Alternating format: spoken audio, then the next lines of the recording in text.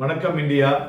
வாரத்தின் இறுதி நாள் சந்தைகள் ஒரு ஸ்லைட்டாக 11 புள்ளிகள் குறைந்து 26,204 முடிவடைந்திருக்கிறது. பட் கடந்த 3வது வாரமாக தொடர்ச்சியாக சந்தை ஏறி இருப்பதும் குறிப்பிடத்தக்கது. அட்வான்சஸ் 1231, டிக்ளைன்ஸ் பார்த்தோம்னா 1432. ஸோ மேலும் ஆட்டோமொபைல், ஃபார்மான், மீடியா இது மூணும் பார்த்தீங்கன்னா ஒரு பையிங் ஆப்பர்ச்சுனிட்டி இருந்தது. மறுபுறம் energy, mid select and financial சர்வீசஸில் ஒரு ஹையர் லெவலில் ப்ராஃபிட் வந்ததுனால அது ஒரு வீழ்ச்சியை தழுவிய துறைகள் என்று சொல்லலாம். மேலும் 120 பங்குகள் பார்த்தோன்னா 52 வீக் ஹையையும் 160 பங்குகள் 52 வீக் லோயும் டச் பண்ணியுள்ளது.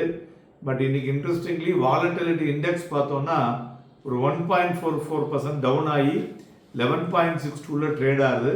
பட் இன்னைக்கு வாலட்டிலிட்டி மிகுந்து காணப்பட்டதையும் பார்க்க முடியுதுன்னு சொல்லலாம்.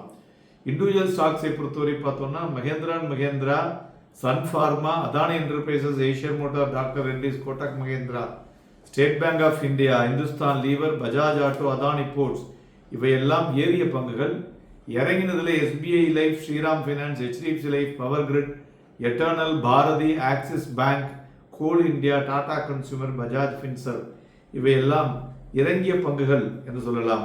மேலும் இன்றைய தினம் வெளிவந்துள்ள ஜிடிபி பார்த்தோம்னா 8.2% இன் Q2 வைசஸ் 7.8% லாஸ்ட் இதில்.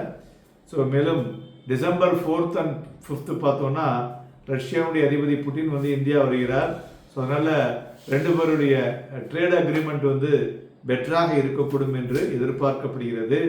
எல்லோருக்கும் இருக்கக்கூடிய கேள்வி, ஏன் மார்க்கெட் இன்னைக்கு ஒரு மாதிரி ஒரு சவசவன் இருந்தது அப்படிங்கிற கேள்வி இருக்கும். மெயினாக இதற்கு காரணம் இந்த Indo US trade deal still ஒரு கன்ஃபர்மேஷன் அவுட்புட் வெளியில் வரல. ப்ளஸ் இந்த key macro data, IIP and GDP data மார்க்கெட்டை கொஞ்சம் சப்டியூட் பண்ணிடுதுன்னு சொல்லணும். அதாவது சந்தைகளில் ஒரு விழிப்புணர்ச்சியை தூங்க வைத்த மாதிரி இருந்ததுன்னு சொல்லலாம். அதுபோல் தங்கம் பார்த்தோன்னா 513 புள்ளிகள் அதிகரித்து 1,26,017. வெள்ளி 1,359 புள்ளிகள் அதிகரித்து 1,63,826. குழாயில் $4 குறைந்து 5,286 வணிகமாகிக் கொண்டிருக்கிறது. மேலும் இன்றைய தினம் பார்த்தோம்னாக்க பிளாக் டீலை பொறுத்தவரை பார்த்தோம்னா யதார்த் ஹாஸ்பிட்டல் பிளாக் டீல் நடந்துள்ளது.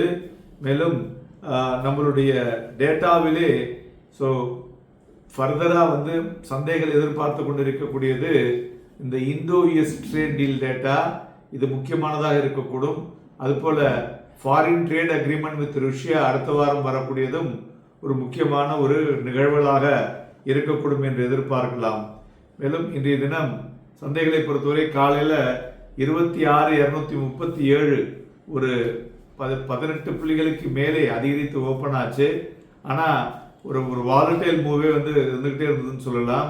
கிட்டத்தட்ட ஒரு 10-11 மணிக்கு 26,280.75 அப்படிங்கிற ஒரு ஹையை டச் பண்ணிடுது.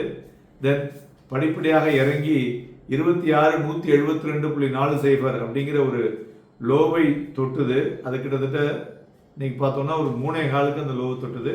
எகெயின் ரெக்கவர் ஆகி 26,202, 204 முடிவடைந்திருக்கிறது. ஸோ இன்றைய தினம் பார்த்தோம்னா higher low and lower low பார்க்க முடிஞ்சது. மேலும் சந்தைகளை பொறுத்தவரை ஃபியூச்சரில் below average volume, bank nifty ஃபியூச்சரும் பிலோ ஆவரேஜ் வால்யூம்.